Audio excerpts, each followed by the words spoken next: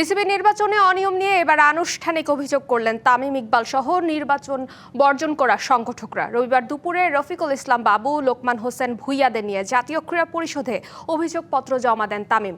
বিসিবির গেল নির্বাচনের আগে থেকেই আমিনুল ইসলাম বুলবুলের বোর্ড নিয়ে অভিযোগ জানিয়ে আসছিল তামিম ইকবাল সহ প্রায় 50 ক্লাবের সংগঠকরা।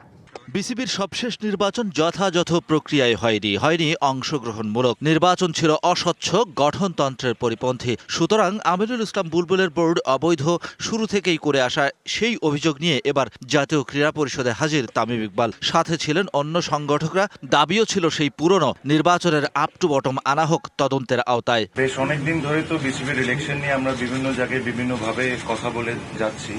আজকে আমরা একটা ফর্মাল কমপ্লেন্টই বলতে পারেন এটা করতে আসছি। তামিম ইকবালের যুক্তি, ৭৬টা ক্লাবের মধ্যে প্রায় 50টাই আঙুল তুলেছে বুলবুলের বোর্ডের বিপক্ষে। বিসিবির বর্তমান পরিচালনা পর্ষদ থেকে কয়েকবার উদ্যোগ নেওয়া হলেও বোর্ডের প্রতি আস্থা রাখতে পারেনি ক্লাবগুলো।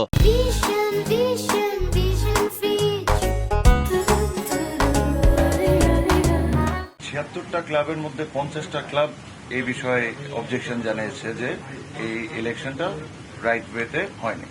তো এটাই প্রমাণ করে আসলে ৭৬টার মধ্যে যদি 50টা ক্লাবই এটার সাথে একমত থাকে তাহলে এটাই তো অনেক কিছু প্রমাণ করে দেয়। গেল নির্বাচনের আগে থেকেই দিনকে দিন নানাবিধ সমালোচনার চাপে চিড়ে চ্যাপটা হতে থাকে আমিনুল ইসলাম বুলবুলের বোর্ড। তৃণমূল থেকে শুরু করে জাতীয় লীগ, মাঠে নেই ক্রিকেট, কেন নেই জবাব চাইলেন সাবেক এই পরিচালক। 50টা ক্লাবের মধ্যে অনেক রিপ্রেজেন্টেটিভ আছে যারা আজকে আসতে পারে না।